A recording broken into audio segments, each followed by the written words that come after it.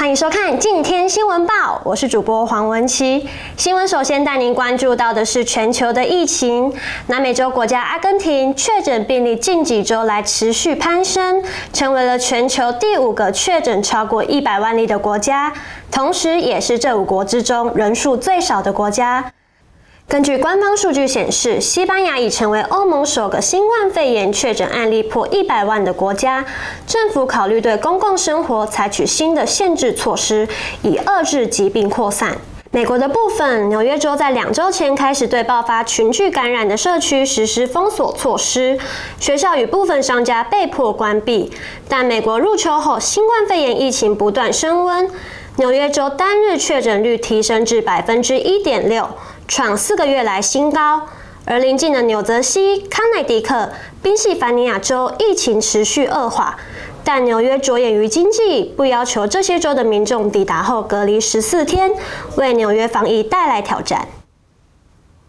接下来带你看到日前我国驻斐济外管人员与中方爆发肢体冲突，对此总统府也在20日透过发言人张敦涵表示，总统在第一时间就有掌握事发的状况，而目前外交部也已做好提告前的准备。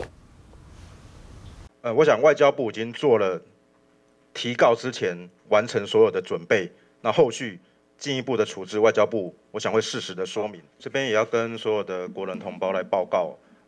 首先要强调几点。第一个，我们的驻外管处在历年都有举办中华民国国庆的酒会，历年都是如此，也是惯例，跟其他国家的做法也都一样。中国无权干涉。那这次的暴力的行为，证明了中国的战狼外交不只是失败的，而且是失序的。更违反了国际的文明跟法治，这在任何一个国家都是不能够被容忍的。那因此，我们除了表达最强烈的谴责跟抗议之外，我们也支持外交部所要采取的一切的必要的行为。那至于您问到总统什么时候得知，在事发之后，驻管第一时间就有回报相关的事件的状况。那么同时，在第一时间，我们的驻管也向斐济的外交部以及警政署将人证、物证都提报给他们。那同时也做了很多外交处置的必要的工作。当然，大家也都知道，外交的处置的作为有很多种，那不是敲锣打鼓的。但总统也认为，也只是这样子的暴力行为是不容姑息的，所以我们会支持外交部所采取的一切的必要的措施跟手段。我们也希望朝野一致、全民团结，坚定台湾的立场，让全世界看到中国战狼外交的本质。那同时也要维护我们外交人员的相关的权益以及国家的利益。我想外交部已经做了提告之前完成所有的准备，那后续进一步的处置，外交部我想会适时的说明。那第二，斐济政府也把相关的事件定义为外交的事件，所以由他们的外交部来积极的涉入。那同时，我们的外交部也在积极处理这件事情。我国国军自19日展开例行性的天龙操演，预计持续到10月30日结束。依循往例，操演在花莲嘉山空军基地举行，将进行各项空对地、空对海、空对空及地面部队战技竞赛，以验收战备训练成果。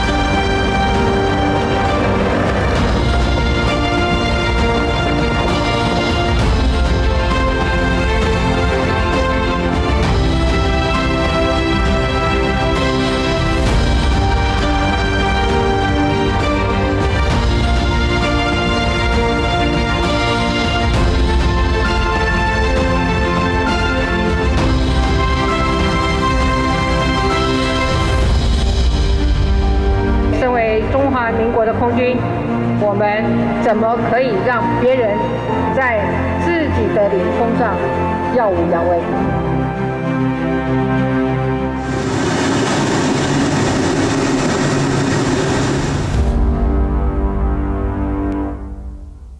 面对全球供应链重整，经济部22日在行政院院会中报告台美经济合作策略，提出包括尖端科技、绿能和创新、健康战备产业、开发全球市场等4大策略性领域的台美合作计划。带您一起来看看记者会现场。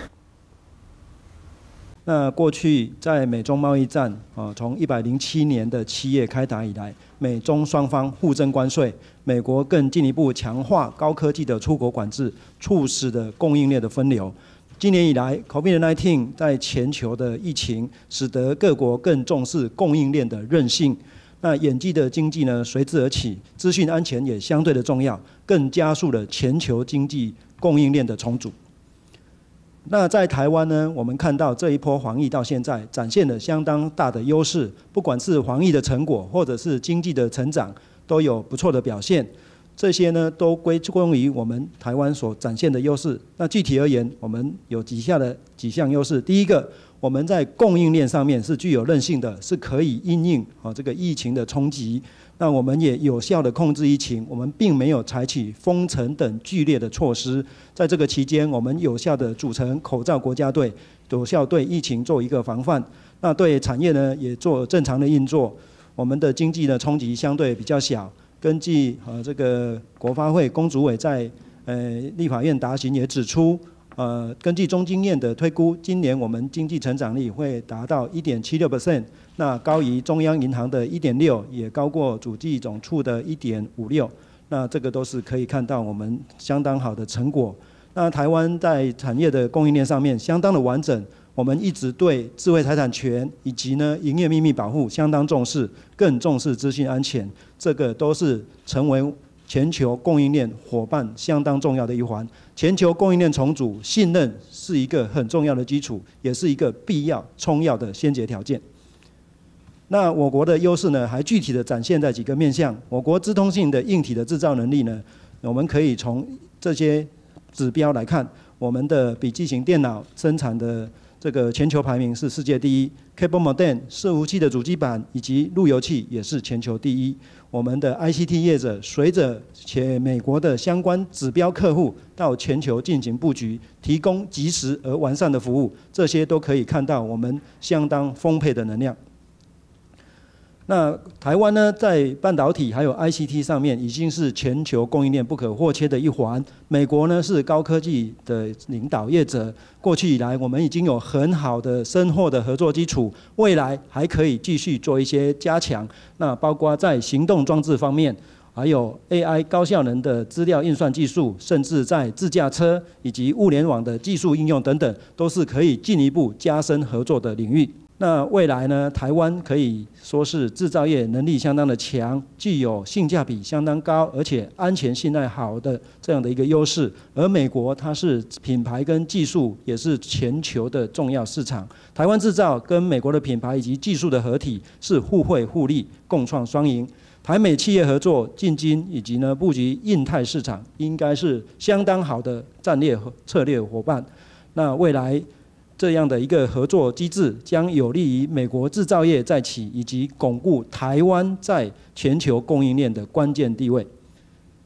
台湾以共享民主价值为核心，支持公平开放的贸易体制，双方产业有高度的互补性，是美国在亚太地区的最佳伙伴。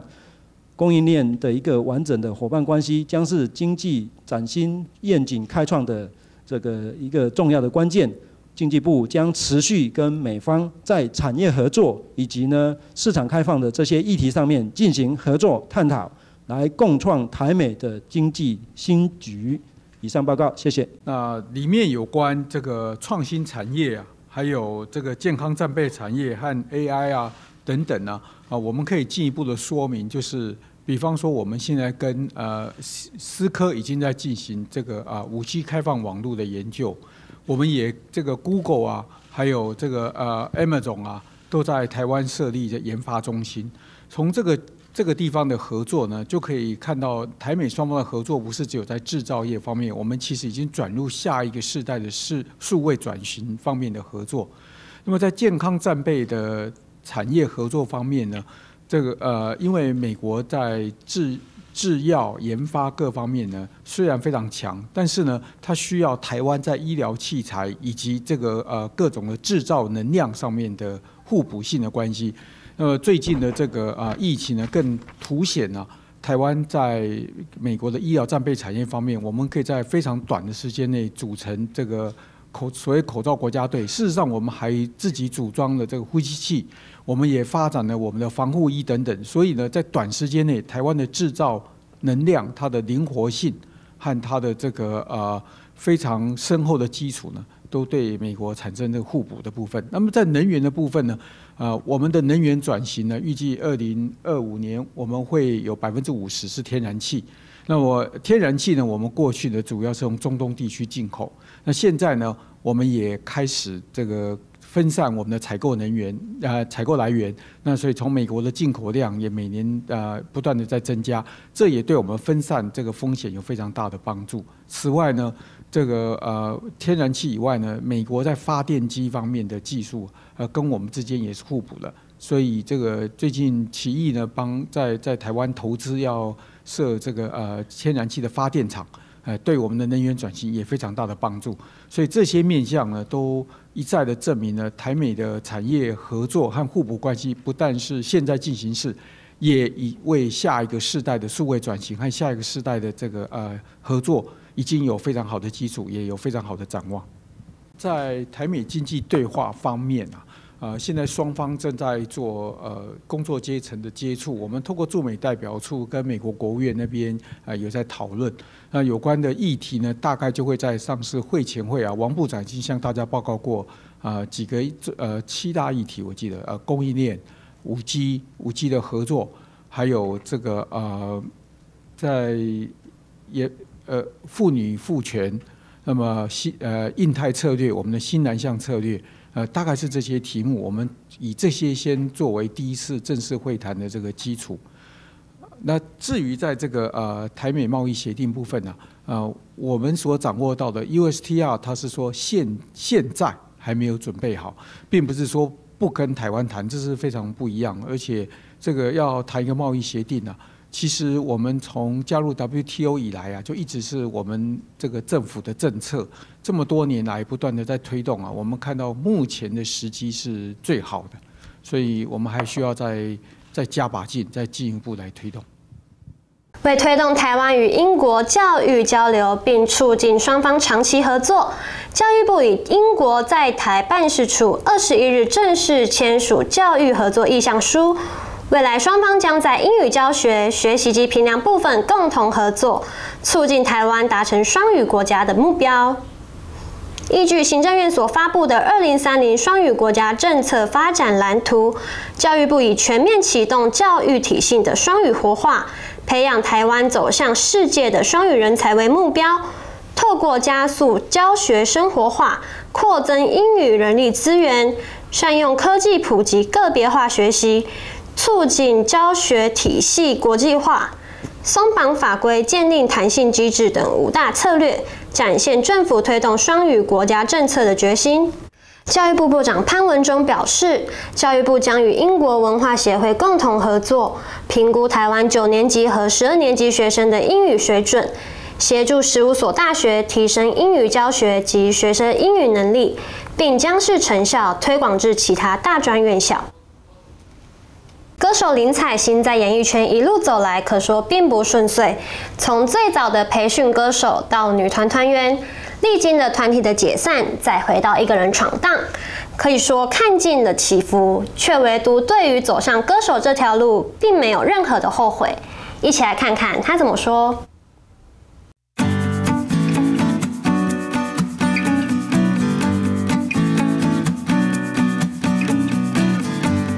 时候觉得我们自认为素质很好，就是从各方各面，不管训练的时间，然后我们会跳舞，会唱歌。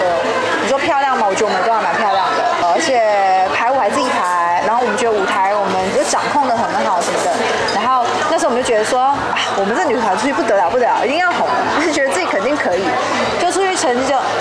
没有很好。然后不是说第一间公司先把我们裁掉了嘛，然后到第二间公司的时候呢，因为那老板比较愿意投注资金，所以那时候我们就可以争取到发实体专辑，然后那时候的配置就比较好，比方从造型开始到拍 MV 等等的配置就很好，所以那时候我们觉得不得了不得了，你看机会来了，我们这群已经蓄势待发已久的女孩们一定可以在这边一战成名的，就也还好，就也还好。然后后来就不是解散，我又去上海比赛了嘛。然后那时候觉得哇，我拿第13名哎，就是因为你到前20的时候开始是电视有转播的，所以其实那时候觉得大家应该都可以在大舞台上看到我。我觉得那个曝光度跟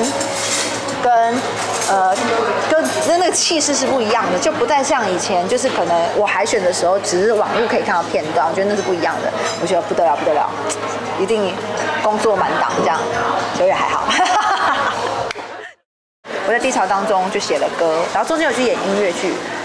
我那时候没有想说自己演音乐剧可以多么成功，但是我觉得，我演了这个至少一个还不错的 IP， 我应该可以后面有一些不错的机会。也没有，也没有。然后后来就开始写歌嘛，写歌发片之后，歌红了，人家也不知道我是谁，就一直到现在。所以我上次在跟他聊天，雅婷他说，要是我是你，早忧郁症，对。但是我可能因为从小就一直有陆续这些，一度觉得自己好像快可以了，但是好像就结果又没有了，反复很多次，所以反而心脏练得很大颗。所以我现在都认为说，如果有的话，感谢上天；没有的话，没关系，正常，没有那么容易。梦想本来就没有那么容易 ，OK， 我们在努力。所以反而把我有一个比较好的心态。梦想，如果我在25岁的时候，我就说我就好了，就红了，我可能会有很多毛病跑出来啊，会不会我就不惜福啦？会不会我就开始懒惰啦？会不会？所以可能老天爷不想要让我这么好，这么早就有很好的成绩，就是需要我多磨练这些东西，或许。所以我才跟我朋友讲，我是认命也不认命的人，就是我接受所有我努力过后的结果，比方成绩就是这样，就可能人家就是听得到歌不知道你是谁，然后我认，就是我也接受，但我不认命是，那我就继续更努力的在做，我相信我可以翻转这个。配合交通部观光局2020吉良山脉旅游年，阿里山国家风景区管理处为提振观光，特别邀请在台日本摄影师小林贤武拍摄出邹族神话的大地宣传短片，透过中英日语版本行销阿里山，让我们一起来欣赏阿里山丰富的生态之美。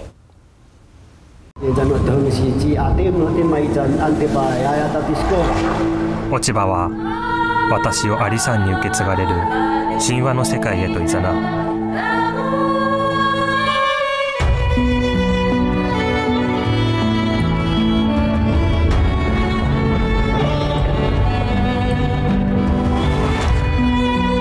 ゾウ族の人は言う、神様が大きな木を揺るがした。紅葉の葉と実が人となり、ゾウ族の祖先となった。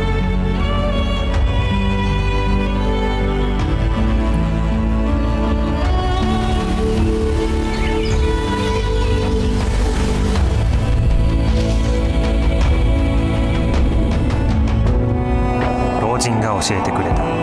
始まりはここに2つの太陽があり、祖先の生活は苦しくてわびしいものであった。幸い勇ましい猛者が現れ、彼は艱難に立ち向かい、一つの太陽を撃ち抜くと、太陽は月になった。それ以来昼と夜が生まれた。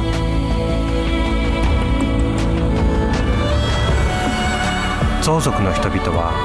日が出ると働き、日が落ちると休むことができた。生活はとても幸せな暮らしへとなった。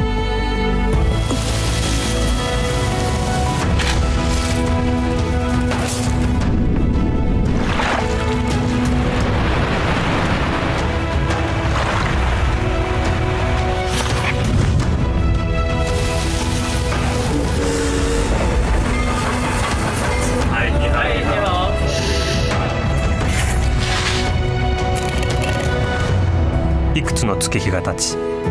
順風な生活に大きな変化が起きた。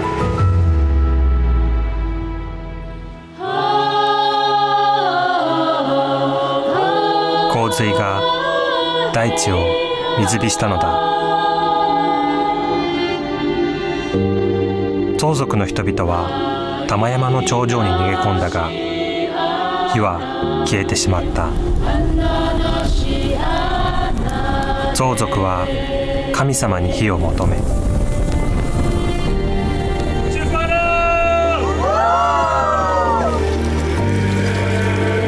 神様も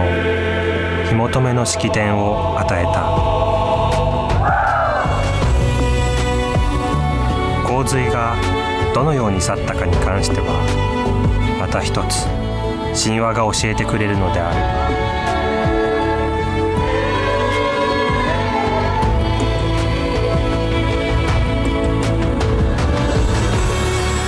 神話、冒険との会話が始まる。